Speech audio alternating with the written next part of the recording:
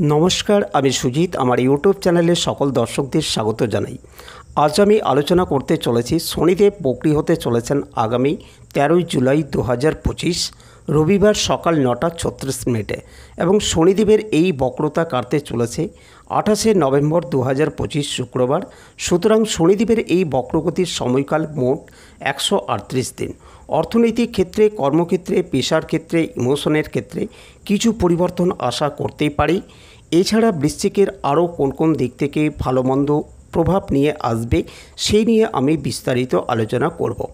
তার আগে সকল দর্শকদের জানিয়ে রাখি, যারা আমার চ্যানেলে প্রথমবার যুক্ত হয়েছেন তাদের সকলকে সাবস্ক্রাইব করার জন্য অনুরোধ করছি, সেই সাথে পাশে থাকা বেল আইকনটিকে প্রেস করার জন্য অনুরোধ করছি। তাছাড়া যারা আমার ভিডিওটি দেখছেন অথচ লাইক শেয়ার করছেন না, তাদের উদ্দেশ্যে বলবো দয়া করে লাইক শেয়ারটুকু করবেন।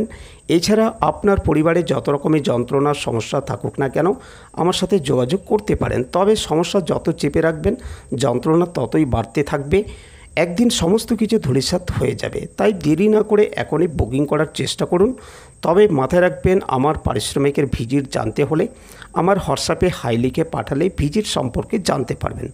অনলাইন ভিজিট কত এবং অফলাইন ভিজিট কত বুক করার পরে হোয়াটসঅ্যাপে আপনার নাম, ডেট অফ বার্থ, জন্মের সময়, জন্মস্থান পাঠিয়ে দেবেন এবং বুকিংয়ের 24 ঘন্টার মধ্যেই আপনার পাঠানো তথ্যের উপর ভিত্তি করে ভাগ্যফল জানানো হবে। এবার মূল আলোচনা শুরু করা যাক।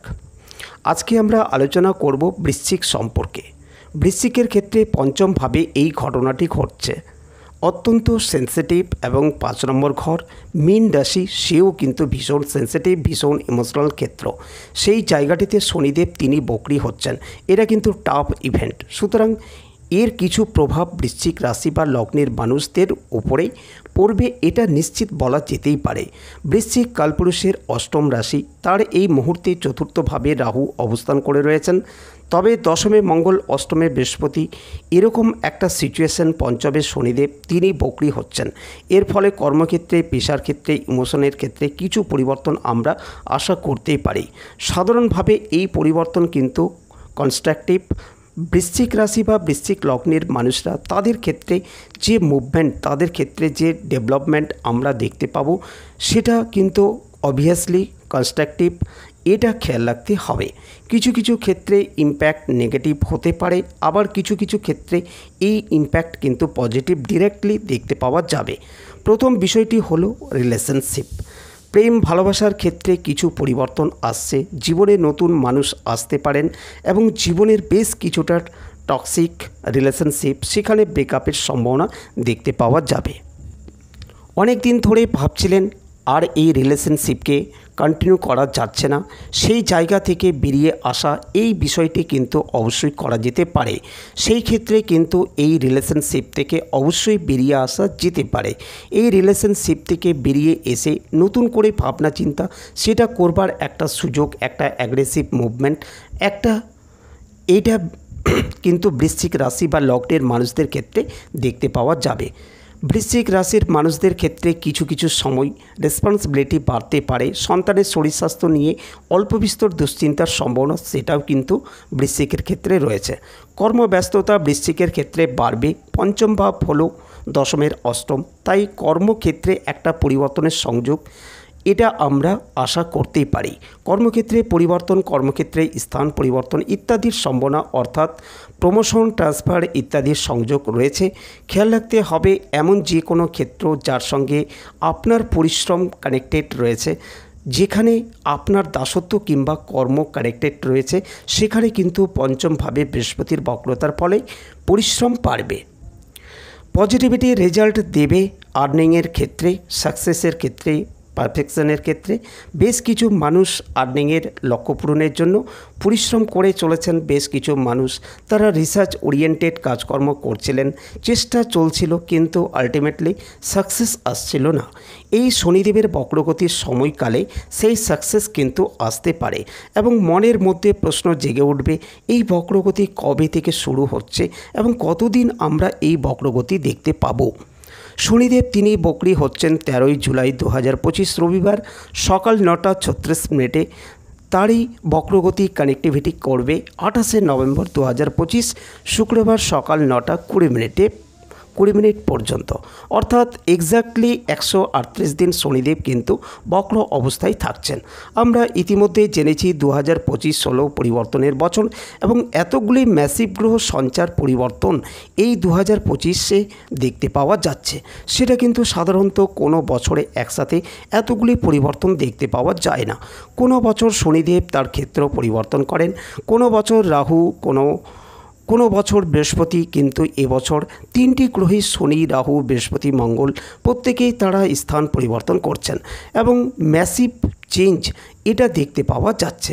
তার সঙ্গে সঙ্গে শনি, মঙ্গল, রাহু ইত্যাদি সম্পর্ক এটাও কিন্তু রেগুলার বিশেষে আমরা দেখতে পাই না, কিন্তু এবছর সেটা দেখতে পাওয়া যাচ্ছে।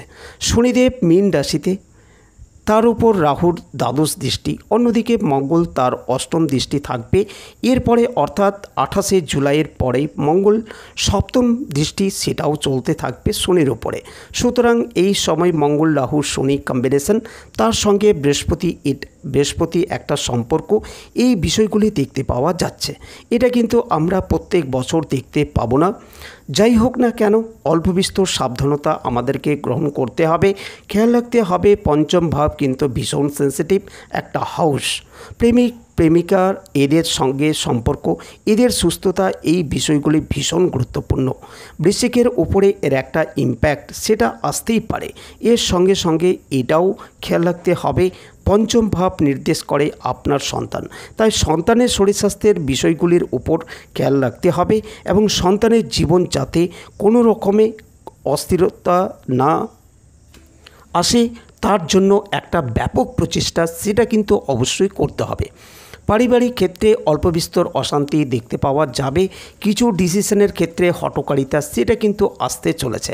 আর একটি বিষয় খেয়াল রাখতে হবে, পঞ্চম ভাব হলো পাটকা ইনকামের ভাব।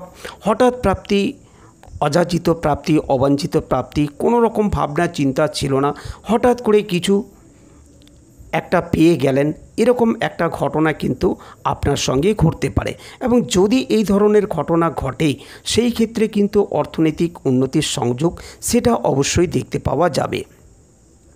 পঞ্চমভাবে শনিদেব বকরি, এই ধরনের বিষয় দিতেই পারেন এবং যদি এই পঞ্চমভাবে বকরি শনিদেবের কারণে আপনি কিছু প্রাপ্ত হয়ে থাকেন তাহলে সেটা কিন্তু ম্যাসিভ ইনকাম হবে, অর্থাৎ যে প্রাপ্তির যোগ ঘটবে সেটা কিন্তু বেশ বড়সড় প্রাপ্তি যোগ, অনেকটা প্রাপ্তির সম্ভাবনা সেটা কিন্তু এই সময় দেখতে পাওয়া যাবে।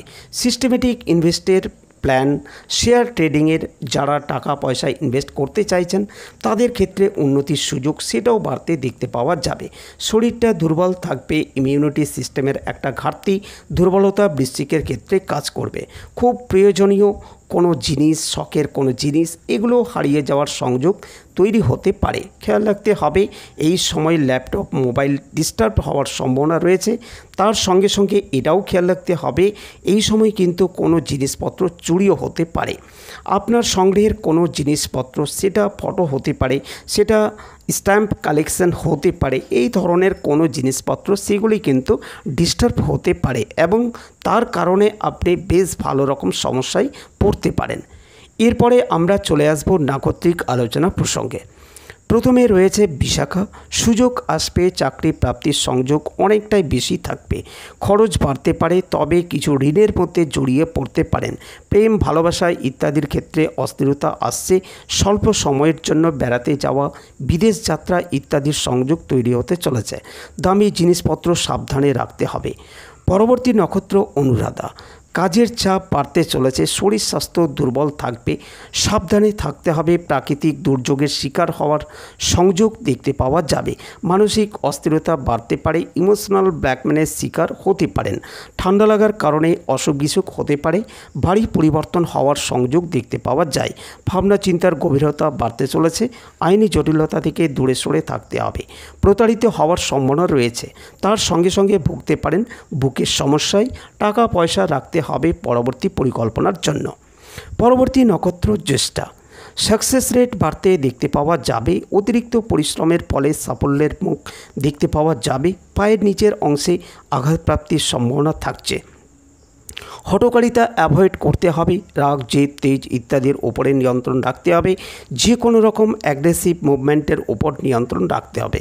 মানসিক দিক থেকে কিছুটা অস্থিরতার মধ্যে পড়তে পারেন, ঠান্ডা লাগার কারণে অশান্তি বাড়তে পারে, ইনভেস্টমেন্ট ভেবেচিন্তে করতে হবে। এবার আসবো প্রতিকার আলোচনায়। খেয়াল রাখতে হবে, সমস্যা বহুদিক থেকে আসতে পারে, কিন্তু সমাধান সূত্র রয়েছে অনেকটাই আপনার হাতে। কখনো কখনো সমস্যা বাইরে থেকেও আসে, ম্যাক্সিমাম এর ইম্প্যাক্ট আমরা দেখতে পাই নিজের কুণ্ডলীর মধ্যে। আর এই উৎসকে খুঁজে বার করা এবং তার নিরাময় করা এই ক্ষেত্রে আপনাকে সাহায্য করতে পারে জ্যোতিষশাস্ত্র। তাই দেরি না করে, সময় নষ্ট না করে সরাসরি আমার সাথে যোগাযোগ করতে পারেন। বুকিং করুন আমার কন্ট্যাক্ট নাম্বারে। এবার চলে আসি প্রতিকারে আলোচনায়। বৃশ্চিক রাশির মানুষরা অবশ্যই মঙ্গল গ্রহের জন্য উপাচার করবেন। হাতে লাল সুতো বাঁধা যেতে পারে, তিনমুখী রুদ্রাক্ষ ধারণ করা যেতে পারে, তার সঙ্গে সঙ্গে রেড জ্যাসপার ব্রেসলেট সেটা ধারণ করা যেতে পারে। যারা রিলেশনশিপ নিয়ে একটু দুশ্চিন্তায় রয়েছেন তারা অবশ্যই 6মুখী এবং 7মুখী রুদ্রাক্ষ ধারণ করতে পারেন। শনিবার মঙ্গলবার নিরামিষ খাবার খেতে হবে, পাঠ করতে হবে হনুমান চালিসা। তাহলে আজকের আলোচনাটি এই পর্যন্ত। পরবর্তী রাশিফল নিয়ে আবার আসছি। ধন্যবাদ।